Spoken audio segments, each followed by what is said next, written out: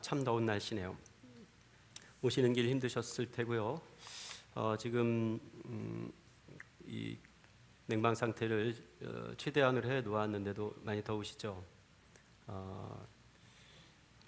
뭐 얼마나 더 더울지 모르겠습니다만 참 더운 날씨입니다. 오늘 함께 나눌 말씀은 호세아 14장인데요. 왜 호세아 14장인가 느닷없어 하실지 모르겠습니다. 왜 호세아 14장인가 물으시면 이렇게 대답할 거예요. 날씨 때문이라고. 날이 너무 더워서 그래서 호세아 14장을 준비했습니다. 지난 수요일 예배 때 대표 기도를 맡은 분이 우리 오늘 사회 보신 최순희 권사님이었습니다. 이번 주간이 최순희 주간이에요? 수요일 대표 기도도 하시고 또 오늘 사회도 보시고 그러시네요. 근데 수요일 기도 중에 이런 기도를 올리셨는데요. 그걸 좀 제가 그대로 흉내 내보고 싶은데 제가 흉내를 내면 그때 그 현장 분위기에 맛이 살질 않아서 제가 그날 수요 예배에 우리 권사님이 기도하신 내용 그 현장 영상을 그대로 클립해 왔습니다. 그래서 지금 잠깐 먼저 보도록 하겠습니다.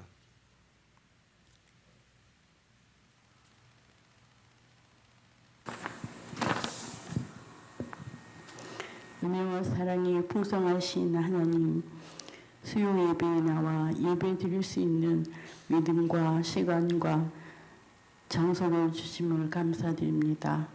또한 무대 속에서도 모든 성도들을 눈동자와 같이 지켜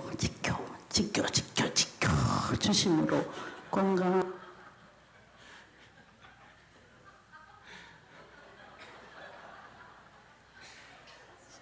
대표 기도를 하시는데 기도의 은혜를 받아야 되는데 너무 웃겨가지고 제가 옆에서 기도하다가 웃어본 건 처음인 것 같아요. 그래서 저는 무슨 할렐루야 기도원 원장님이 오신 줄 알았어요. 지켜 주시옵소서. 목사도 안 하는 그런 아주 영성 깊은 말투로 지켜 달라고.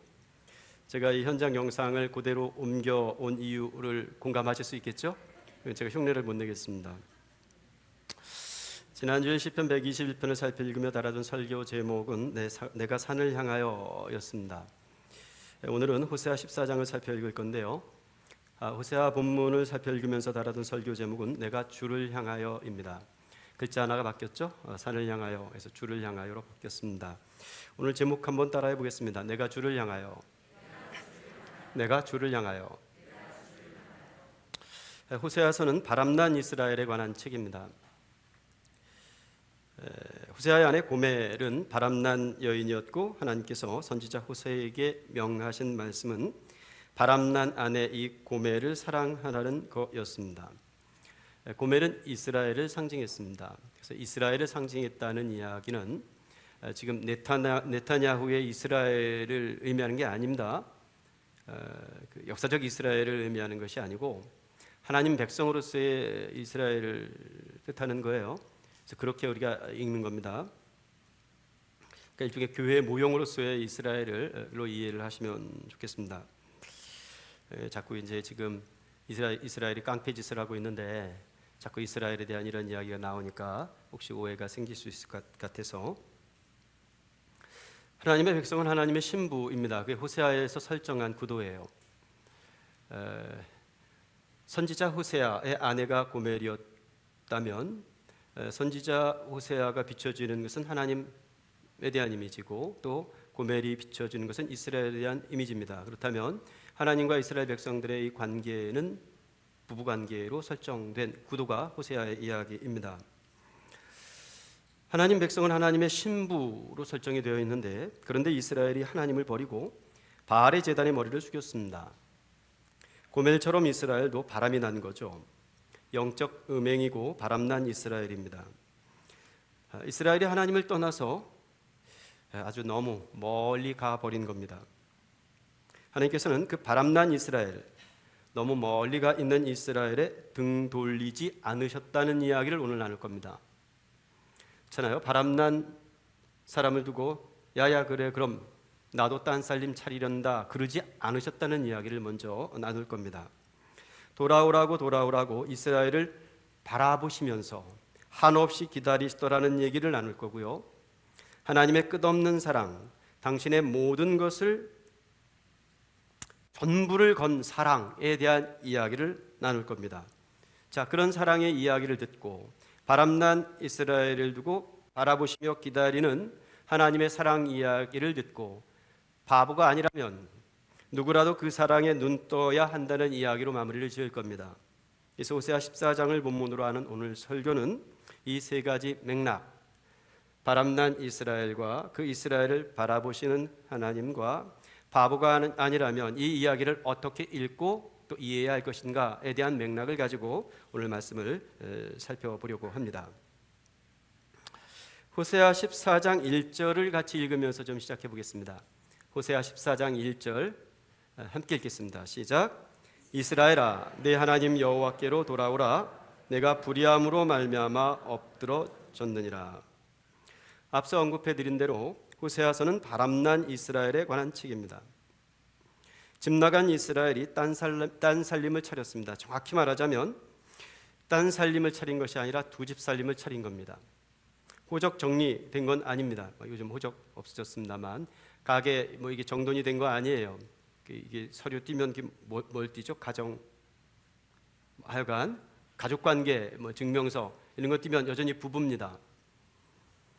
그런데 딴 살림을 차린 거죠. 두 집 살림을 차린 겁니다. 남편이 있지만 남편만 있는 게 아니라 모두 있는 거예요. 남편이 있는데 남편만 있는 게 아니라 모두 있는 거예요. 애인도 있는 겁니다. 그런데 남편보다 애인을 더 사랑했던 거죠. 바알이 그 애인이었습니다. 이스라엘이 바알의 제단에 홀딱 벗고 머리를 숙였습니다. 바람난 이스라엘입니다. 이스라엘은 왜 바람이 났을까요? 이스라엘은 왜 여호와 하나님을 떠나 바알의 제단 앞에서 알몸으로 머리를 숙였을까요? 호세아는 여로보암 2세가 북왕국 이스라엘의 왕노릇 하던 시대의 선지자입니다. 여로보암 2세, 우리가 이스라엘 열왕들에 대한 정보를 충분히 가지고 있지는 못하죠. 우리가 익숙한 이스라엘 왕들의 이름 몇 명이 있습니다만 대부분은 그 이름이 다윗이나 솔로몬에 전착해 있을 것이고, 또 유다의 선한 몇몇 왕들의 이름 혹은 이 북왕국 이스라엘의 악한 왕들의 몇몇 이름들을 기억하고 있을 겁니다. 우리가 기억하고 있는 다윗과 또 솔로몬의 시대는 이스라엘의 황금기였죠. 그것이 통일 왕국 시대의 이스라엘의 황금기였습니다. 나라가 나뉘어지고 분열 왕국 시대의 이스라엘 나라의 황금기는 여로보암 2세 시대였습니다. 어느 정도였느냐면 솔로몬이 죽고 나서 나라가 둘로 나누어지잖아요. 그리고 나라가 쇠약해집니다. 전쟁 이렇게 누가 쳐들어오면 막아낼 힘이 없고, 막아낼 힘이 없으니까 자꾸 땅을 빼앗기고 이런 시절을 계속 지내왔단 말입니다. 그런데 여로보암 2세 때 솔로몬 시대의 영토를 거의 다 회복했습니다. 그러니까 솔로몬의 영광 그러지만 사실은 물리적, 정치적, 경제적 여러 요건과 상황으로 치자면 여로보암 2세 시대가 솔로몬 왕 시대를 버금갔단 말입니다. 아주 힘센 나라를 이룬 겁니다. 여로보암 2세가. 여로보암 2세 때 이스라엘은 세계 무역의 지배권을 확보했습니다. 당연한 귀결이죠. 힘을 가지면 돈줄을 주게 마련입니다.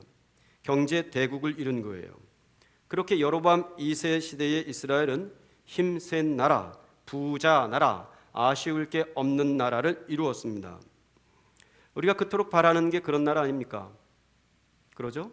우리가 대통령에서 지도자 뽑아놓으면 그 지도자가 우리나라를 좀 부강하게 만들어주고 먹고 살기 좀 좋게 만들어주고 이런 걸 우리도 바랄 텐데요.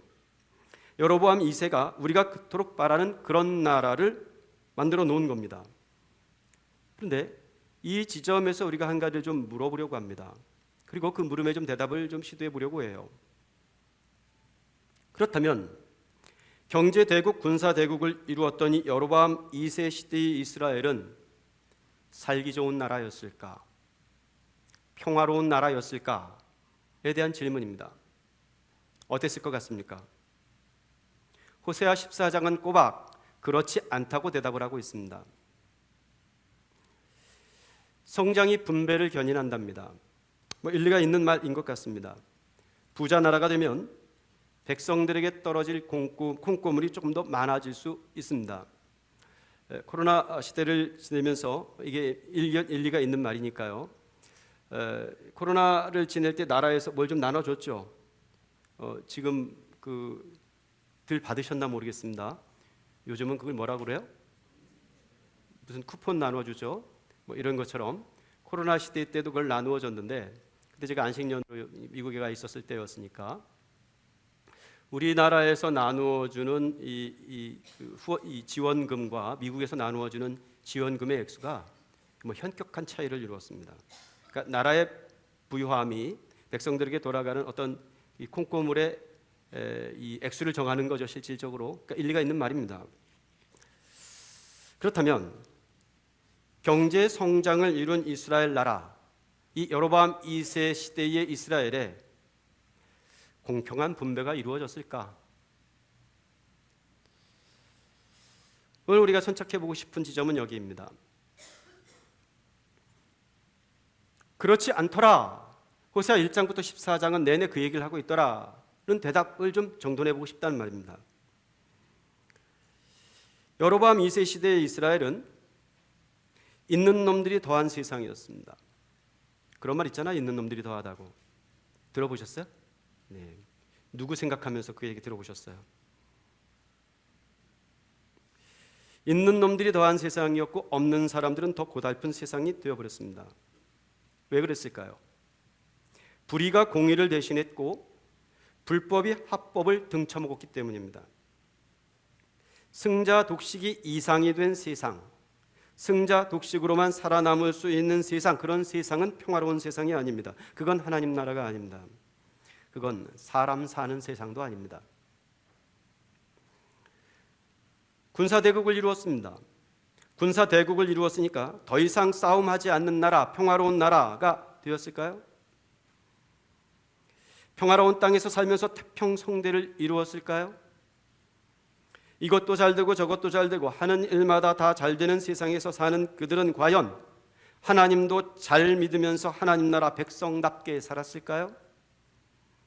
그러지 않았더라는 겁니다. 그들은 하나님의 사랑보다 바알의 번영을 더 원했습니다. 하나님 사랑? 그런 건 개나 줘버리라고 사랑이 밥 먹여주느냐면서 집을 뛰쳐나갔습니다. 번영의 신 바알을 애인 삼아서 딴 살림을 차린 겁니다. 역설적이지만 가장 번영했던 시대, 이 여로보암 2세의 이스라엘이 가장 타락한 이스라엘이 되어버렸습니다. 여러분의 성장과 번영을 모토로 사는 시대에 살고 있습니다만 성장과 번영의 가치체계는 근대화의 선물이지 창조 본연의 모습이 아닙니다. 하나님께서 지으신 세상은 번영하고 번창한 세상이 아니라 보시기에 좋았더라 하신 세상이었습니다. 여러분 한번 대답해 주십시오. 하나님 보시기에 좋은 세상은 어떤 세상입니까? 하나님 보시기에 좋은 세상은 내가 부자가 되는 세상입니까? 하나님 보시기에 좋은 세상은 내 자식은 하는 일마다 다 잘 되는 세상입니까? 단언컨대 하나님 보시기에 좋은 세상은 뜻이 하늘에서 이루어지는 것과 같이 그대로 이 땅에서도 이루어지는 세상입니다. 그걸 우리는 하나님 나라라고 부릅니다. 인간의 번영을 위해서 갈고 닦는 세상이 보시기에 좋은 세상이 아니더라는 말입니다. 그건 내가 보기 좋은 세상일 수는 있습니다. 제 아내는 가게를 운영하고 있습니다만 가게에 손님이 많이 들고 돈이 많이 들어서 정말 아닌 말로 돈방석 위에 앉아서 살면 내가 보기에 좋은 세상이 되는지는 모르겠지만 그게 하나님 보시기에 좋은 세상은 아니라는 말입니다. 인간의 번영을 위한 소위 개발이라는 것이 인간이 보기에도 아주 난처한 세상을 만들어 버렸습니다. 호세아 14장을 설교하기로 정한 이유가 너무 더워서다, 날씨 때문이다 라고 말씀드린 까닭입니다. 제가 오늘 아침 일부 예배를 위해서 8시쯤 나왔습니다. 저희 집에서 여기까지 걸어오려면 한 20분 정도 걸려요. 20분 정도 거리를 아침 8시에 걸어왔는데 죽을 뻔했습니다. 햇빛 피해 다니느라. 오늘 걸어오신 분들 누구 계세요? 걸어오신 분들, 우리 한 권사님 걸어오셨어요? 돌아가실 뻔하셨죠? 저 8시에 왔는데도 오늘 날씨 그 뙤약볕이 이게 뭐 아이들 말로 장난이 아니더라고요. 그러니까 2부 예배 맞춰서 오시려면 더 더웠겠죠. 그래서 오면서 너무 햇볕이 따가워가지고 가리면서 왔어요. 햇빛을 막 가리고 오다가 보니까 거의 다 왔는데 어느 분이 트럭에다 이 짐을 싣고 계시더라고요. 제가 그 모습을 보면서 부끄러워가지고 이 가리던 걸 가리고, 왜 아침부터 그 트럭에 짐을 실을까? 한낮에는 일을 못하는 겁니다. 그런 것 같아요.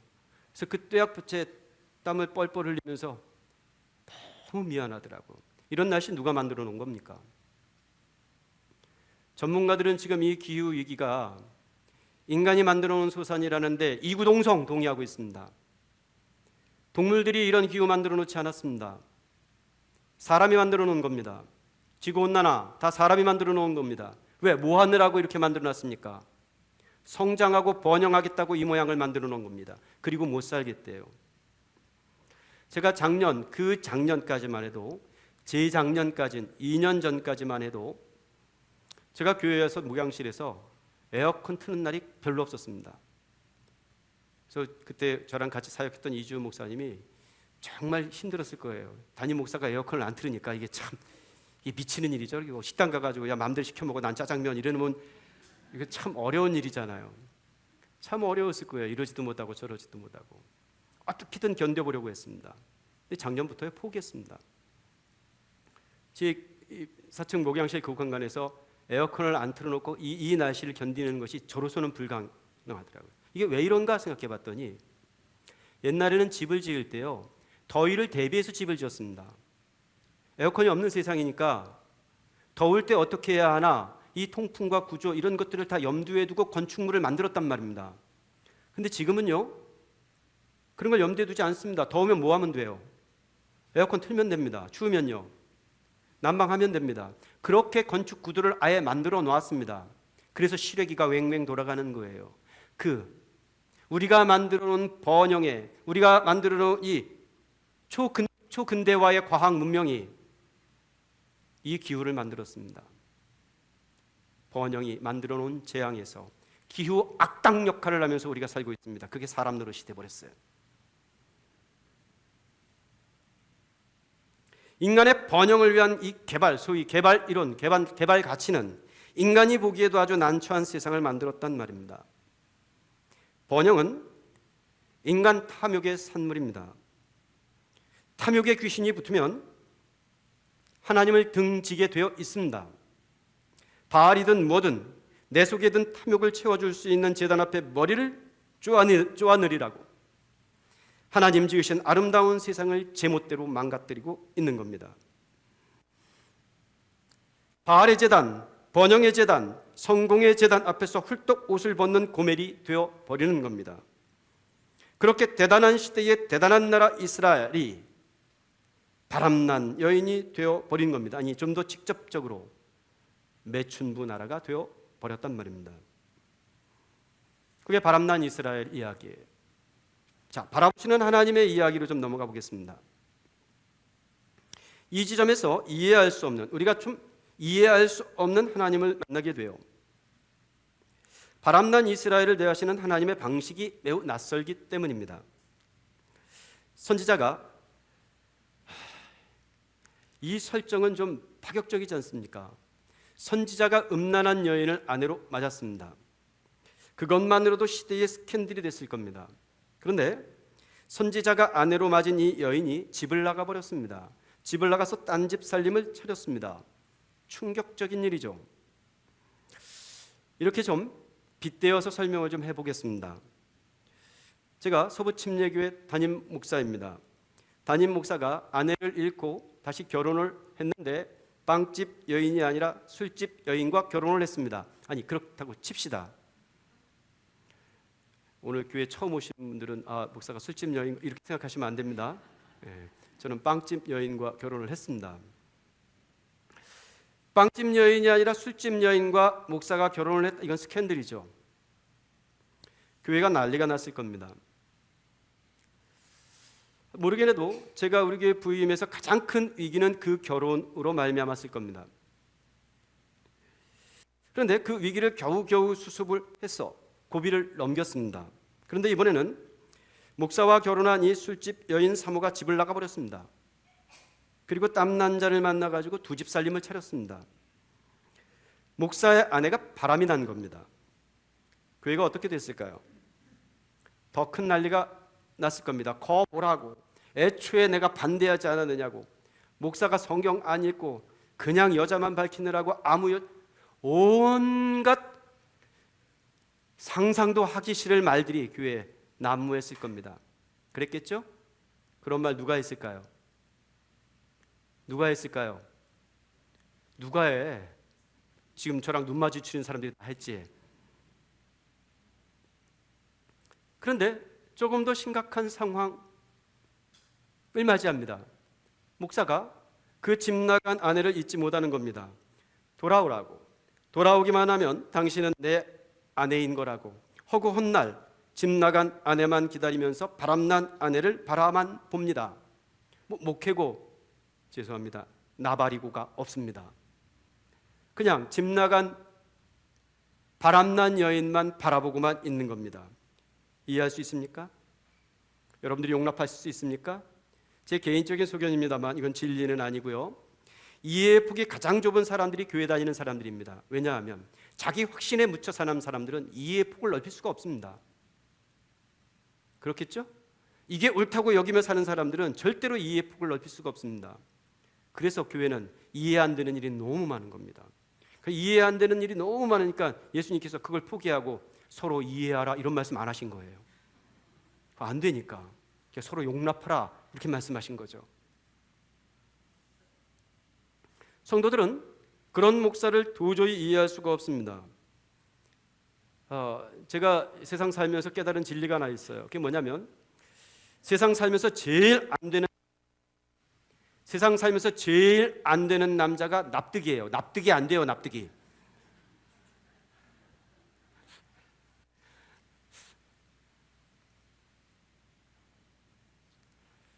그런데 바람난 이스라엘을 향한 하나님의 사랑이 그랬다는 거예요. 하나님께서 바람난 이스라엘을 향해서 내가 아직도 너를 사랑한다고, 그러니까 어서 돌아오라고 외치고 계십니다. 지난주에 살펴 읽은 시편 121편에서 가장 많이 나오는 낱말이 뭐였다고요?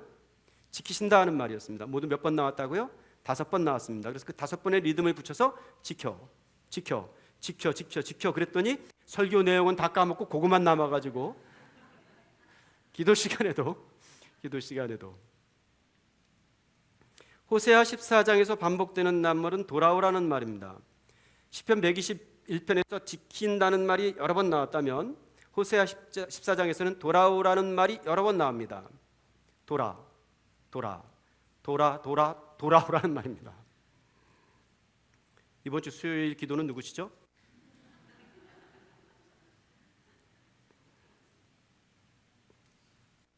하나님께서 이스라엘을 바라보시면서 돌아오라고 노래를 부르고 계신 겁니다. 호세아 1장부터 14장까지 이게 모두 이제 소위 소선지서 12권, 호열, 안목, 윤민합, 스팍스말 이 12개의 소선지 중에서 맨 첫 번째 나오고 가장 긴 소선지서 아닙니까? 14장으로 되어 있는데 이 14장의 한 축은 바람난 이스라엘에 관한 이야기입니다.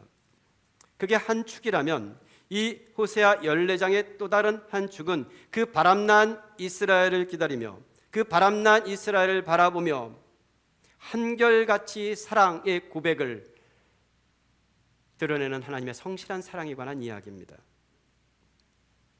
하나님께서 바람난 이스라엘을 등지지 않으셨습니다. 집 나간 이스라엘을 바라보시면서 돌아오라고 사랑의 스캔들을 만드셨습니다. 너는 말씀을 가지고 돌아오라. 이게 오늘 14장 2절의 말씀입니다. 너는 말씀을 가지고 돌아오라.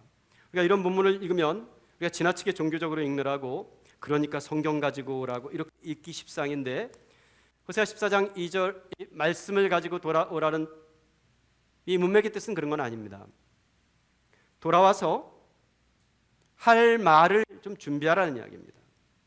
할 말을 준비해서 돌아오라는 뜻이에요. 이를테면 누가복음 15장에 보면 집 나간 둘째 아들의 이야기가 나옵니다.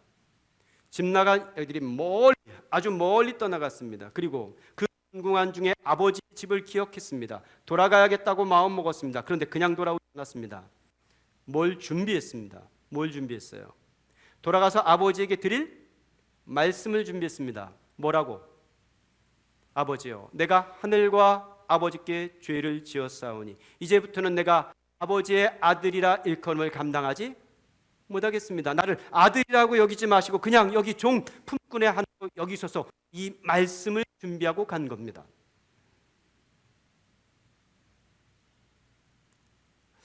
아버지는 그렇게 아버지에게 드릴 말씀을 준비해 온 아들에게 제일 좋은 옷을 내어다가 입혔습니다.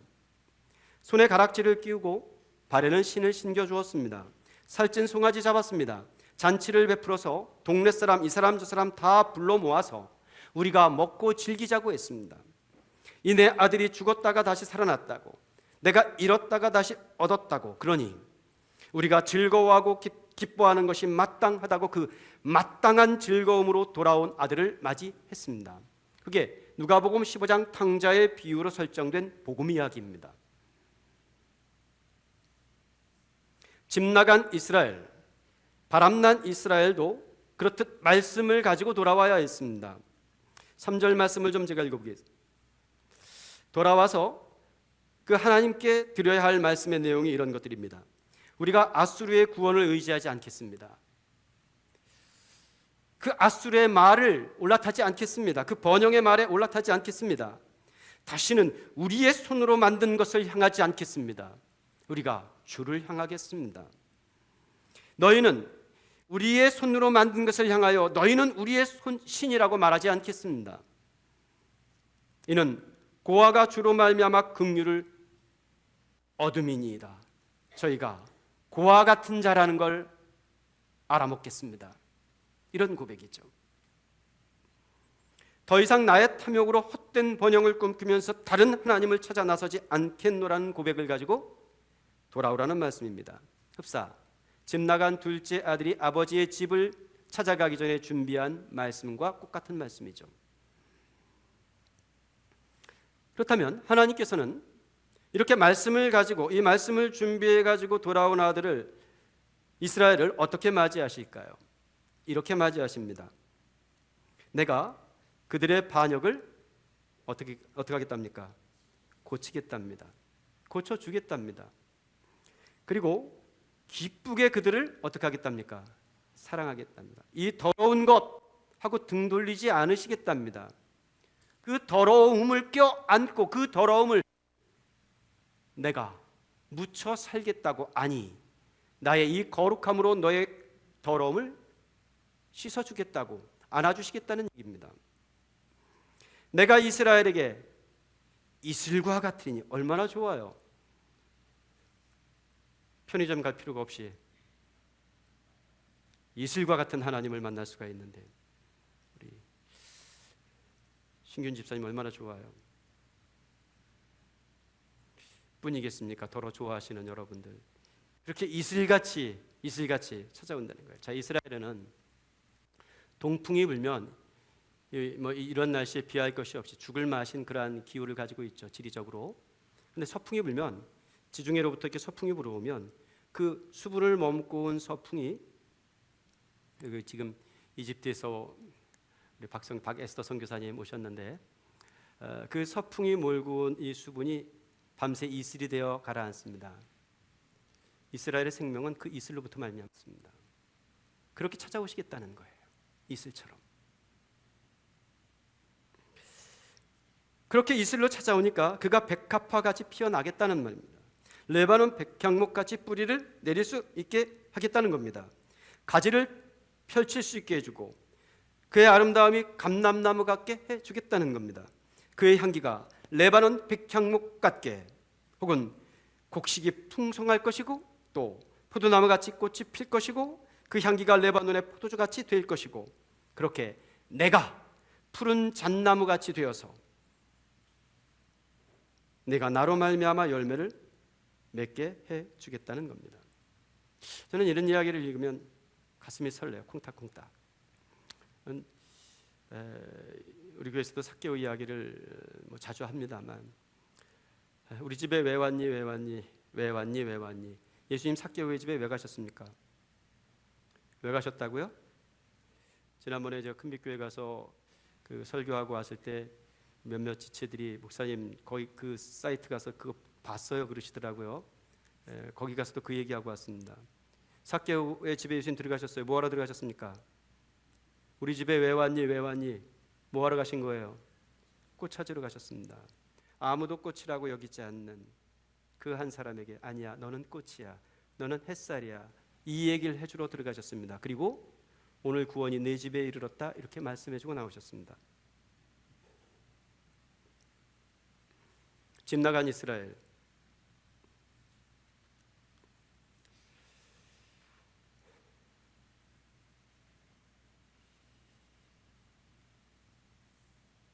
바람난 이스라엘을 꽃처럼 바라보신다는 이야기가 내게 닿을 수 있으면 거기가 은혜입니다. 하나님께서는 바람난 이스라엘을 똥 죄송합니다. 더러워하지 않으셨습니다.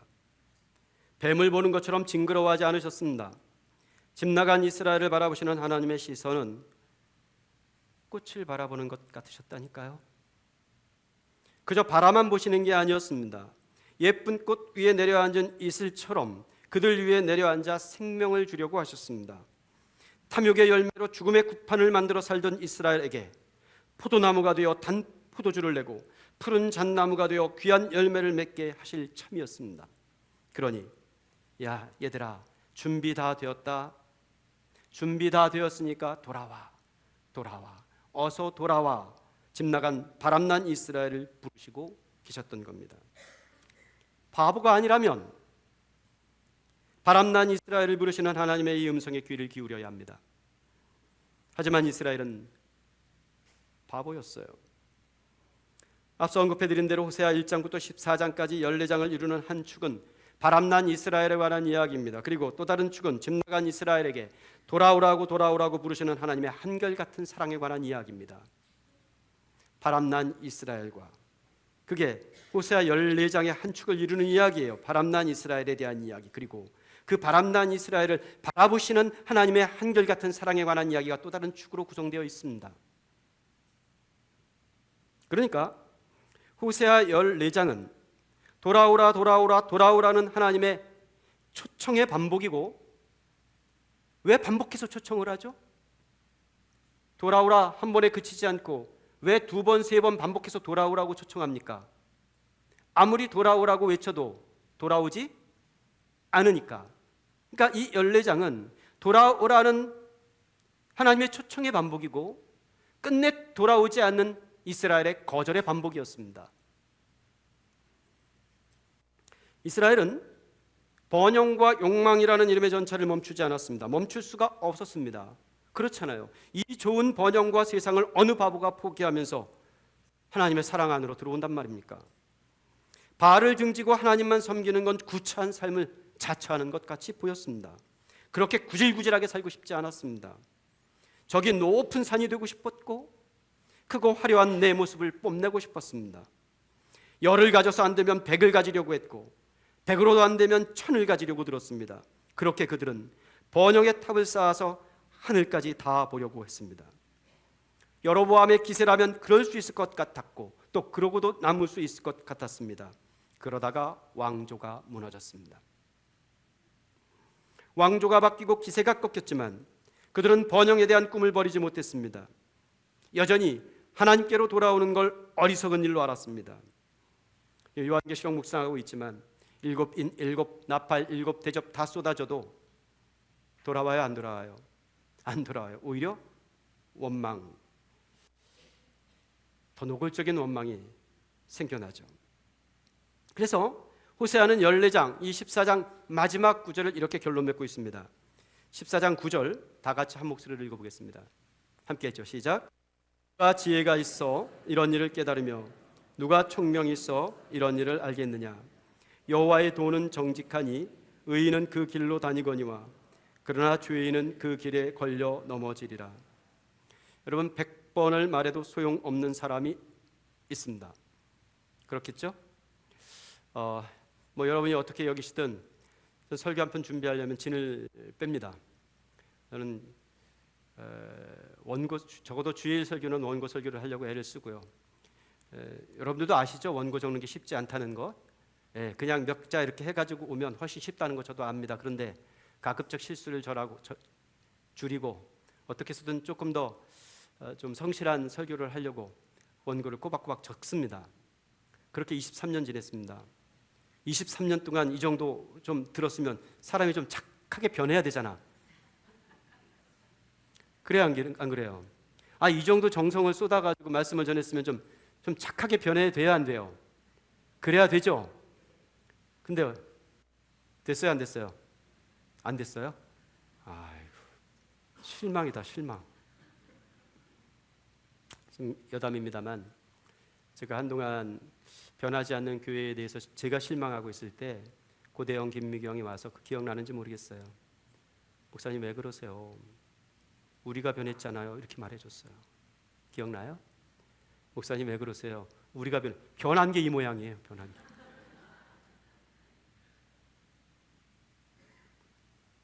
백번을 말해도 소용없는 사람이 있어요. 백약이 무효한 사람이죠. 하지만 한 번 말해도 알아듣는 사람이 있습니다. 100번을 말해도 이세였다면 한 번만 말해도 알아듣는 사람이 다윗이었을 거예요. 나단이 네 놈이 그 놈이라고 말했을 때 저 초라한 선지자가 전해준 한마디 말을 듣고 침상을 적셨습니다. 내가 그 놈이라고, 내가 그 놈이라고. 그 한마디 말에 자기 인생을 걸었습니다. 100번을 말해도 소용없는 사람은 필시 잘난 사람, 잘 나가는 사람일 것 같아요. 그런데 한마디 말씀에 한평생을 거는 사람은 아마도 그렇지 못한 사람들이 있게 틀림없습니다. 그런데 누가 더 지혜로운 사람일까요? 말씀을 마치겠습니다. 그리스도의 구원은 집 나간 것들, 떨어진 리을들을 향한 하나님의 부르심입니다. 우리는 다 떨어진 리을들이라니까. 저는 이 시적 언어가 되어야 된다고, 교회적 언어가 되어야 된다고 믿습니다. 솔과 나무가 만나면 소나무로 리을을 떨어뜨리지 말고 그냥 솔나무가 되어야 합니다. 나무를 없애라는 얘기가 아니잖아요. 리을을 떨어뜨리지 말고 그냥 우리가 솔나무가 되자는 이야기잖아요. 교회가 그래야 한다는 얘기잖아요. 그러려고 예수님께서 이 땅에 오셔서 굳이 세리들을 찾아다니신 것 아닙니까? 눅진 자리를 찾아다닌 것 아닙니까? 아무도 바라봐주지 않는 외면된 자리를 찾아간 것 아닙니까? 오히려 잘난치 않은 바리새인들에게 독이 자식이라고 헛된 꾸지람을 한 것이 아닙니까?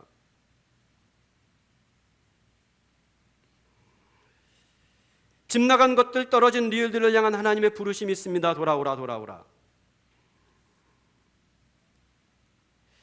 우리가 그 주님의 부르심이 귓전에 들릴 만큼의 거리 안에 살고 있어야 돼요. 제가 청소년부 사역을 할 때 우리 모경이 기억하는지 모르겠는데 우리 아이들에게 가끔 해준 이야기가 이겁니다. 얘들아, 너무 멀리 가지 말거라.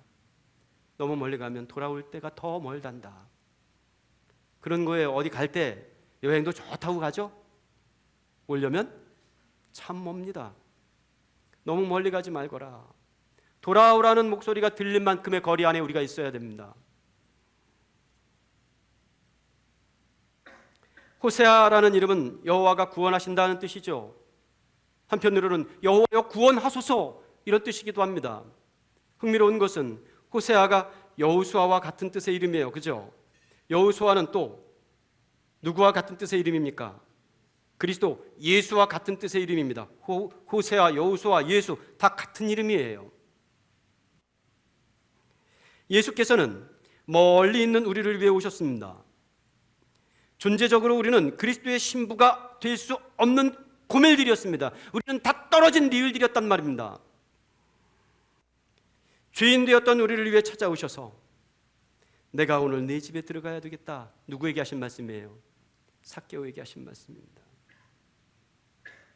아무도 꽃으로 바라봐 주지 않는 한 사람을 향하여 내가 오늘 네 집에 들어가야겠다. 오늘 네 집에 구원이 이르렀다. 내가 꽃 찾으러 왔다. 말씀해 주시는, 그게 곧 집 나간 우리를 향하신 그리스도의 복음의 말씀이죠.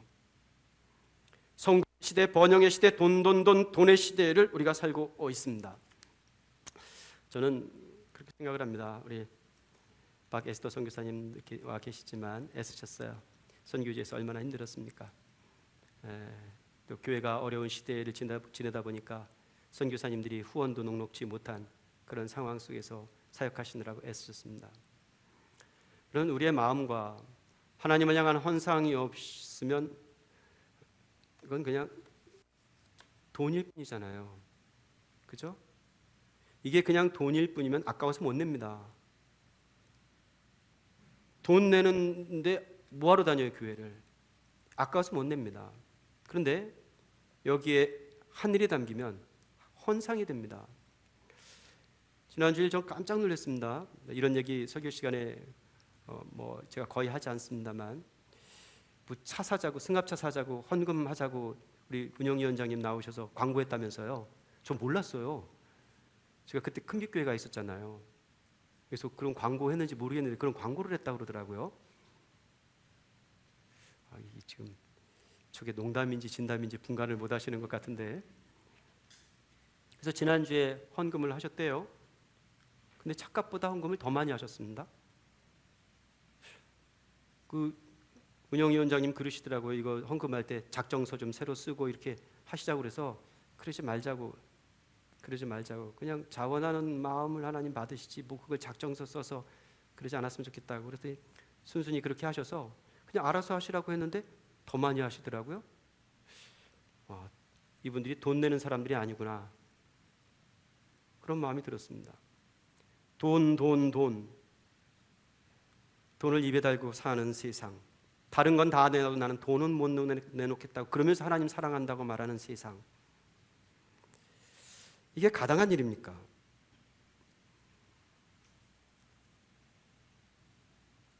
우리가 이루고자 하는 건 성공과 번영이 아니라 그냥 누림이어야 돼요. 누림. 하나님 나라는 너희 안에 있다 하셨습니다. 그러니까 무엇을 이루는 것이 아니라 우리에게 허락하신 것을 누리는 것이 관건이죠. 누림을 뒷전에 두고 이름을 위해서만 달려가면 바람납니다.